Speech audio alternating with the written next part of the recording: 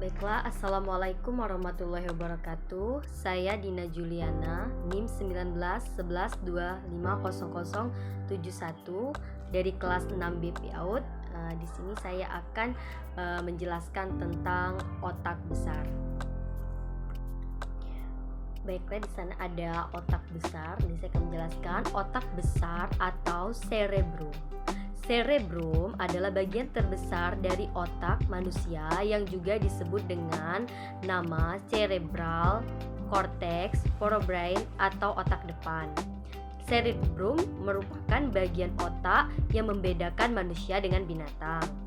Cerebrum membuat manusia memiliki kemampuan berpikir, analisa, logika, bahasa, kesadaran, perencanaan, memori, dan kemampuan visual. Kecerdasan intelektual atau IQ juga ditentukan oleh kualitas bagian ini. Nah, cerebrum atau otak besar itu terbagi menjadi 4 bagian yang disebut dengan lobus. Nah, bagian lobus yang menonjol disebut gyrus, dan bagian lekukan yang menyerupai parit itu disebut dengan sulcus. Nah, keempat lobus tersebut masing-masing adalah: yang pertama ada lobus frontal, yang kedua lobus parietal, yang ketiga lobus occipital, dan yang keempat ada lobus temporal. Dan ini adalah gambar-gambar dari macam keempat lobus tadi yang merupakan dari bagian dari otak besar. Berikut ada gambarnya, ada yang berwarna hijau itu ada lobus parietalis, dan yang merah itu ada lobus occipitalis, yang kuning ada lobus frontalis, dan yang abu-abu ada lobus temporalis. Nah, itu tadi. Sekarang kita akan menjelaskan yang tadi itu adalah bagian-bagian otak besar cerebrum itu, yang itu ada 4 lobus. Nah, kita akan menjelaskan 4 bagian lobus itu. Nah, yang pertama ada lobus frontal. Itu adalah bagian otak besar yang terbesar dan terletak di bagian depan otak. Bagian ini berperan penting dalam mengendalikan gerakan tubuh, menilai dan merencanakan sesuatu, memecahkan masalah, serta mengatur emosi dan pengendalian diri.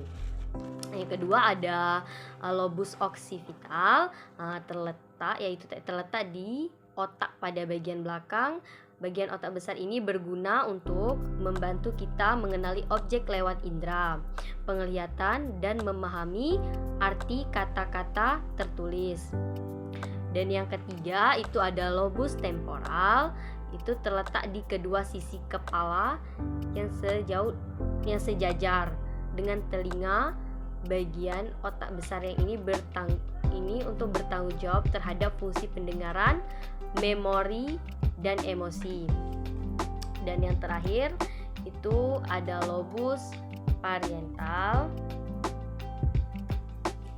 Lobus parietal ini terletak di bagian belakang lobus frontal yang mempunyai peran penting dalam menafsirkan pesan dan bagian otak yang lain.